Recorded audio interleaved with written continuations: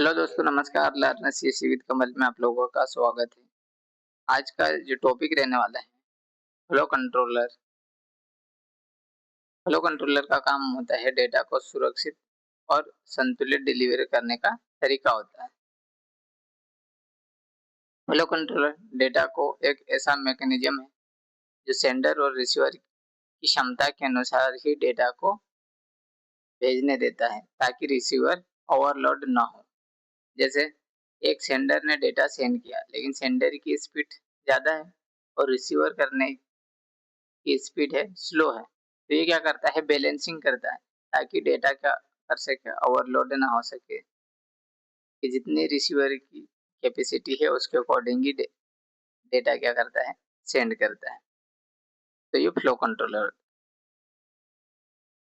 अब काम कैसे करता है, तो सेंडर डेटा भेजता है, रिसीवर डेटा प्रोसेस करता है, देन तीसरा रिसीवर एक्नॉलेजमेंट भेजता है, और चौथा एक्नॉलेज मिलने पर सेंडर अगला डेटा भेज देता है।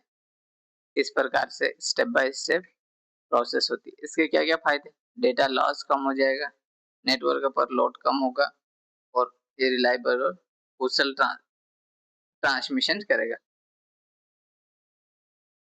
अगला टॉपिक, स्लाइडिंग विंडो।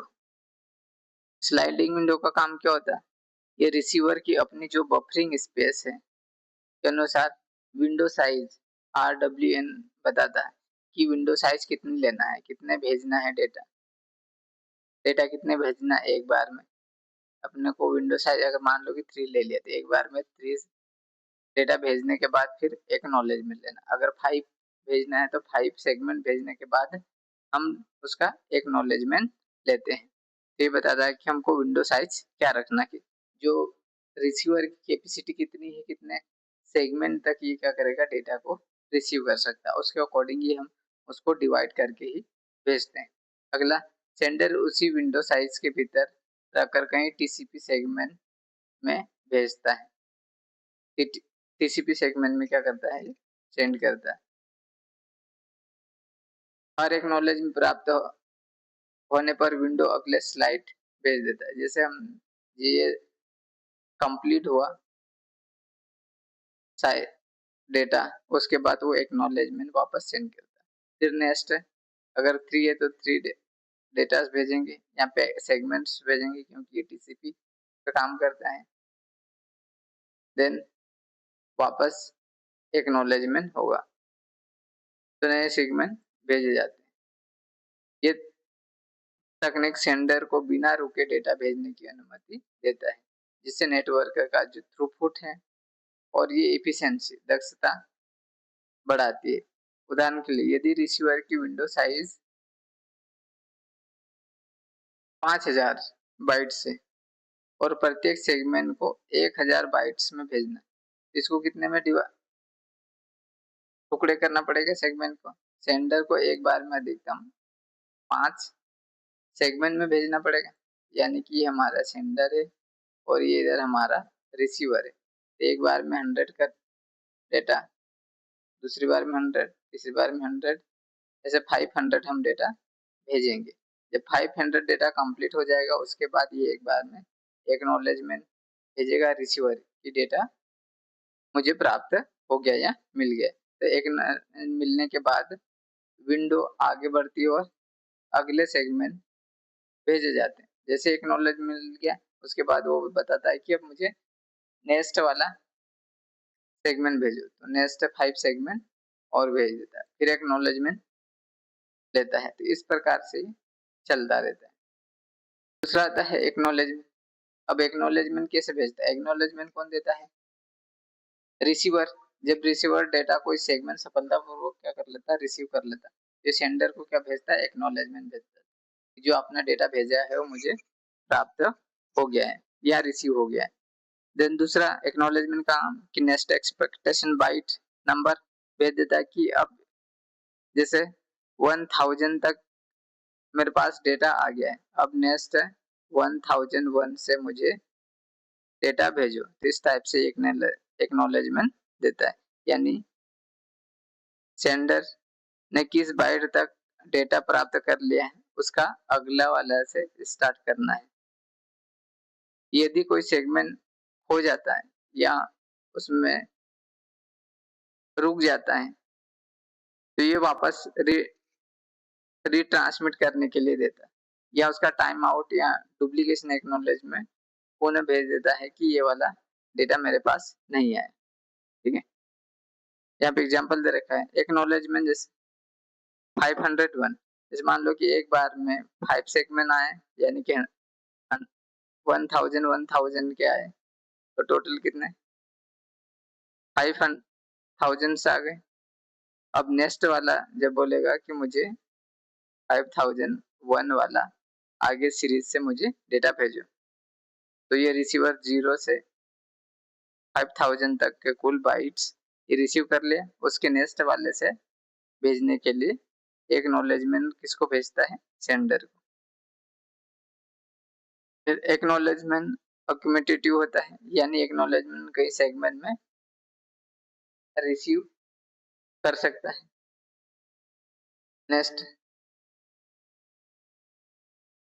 यहाँ पे देखेंगे तीसरा स्लाइड विंडो का काम करने का तरीका, किस प्रकार से ये काम करता है। ये हमारा सेंडर है यानी कि जो भेजने वाला है, और ये रिसीवर है जो रिसीव करने वाला है। इस मान लीजिए कि हमारे पास विंडो साइज रिसीवर एडवर्टाइजर कितने हैं 5000 बाइट्स है, और प्रत्येक सेगमेंट साइज कितने हैं 1000, और टोटल डेटा भेजना है 12000 बाइट्स में। कितने में भेजना 12000। अब ये सेंडर एक बार में कितने 1000 बाइट डेटा भेजता है, तो टोटल कितने सेगमेंट्स लगेंगे 12 सेगमेंट लगने वाले। कितने लगने वाले 12 सेगमेंट। तो सेंडर अधिकतम कितने भेजेगा 5000 के अंदर 5 सेगमेंट में भेज सकता है।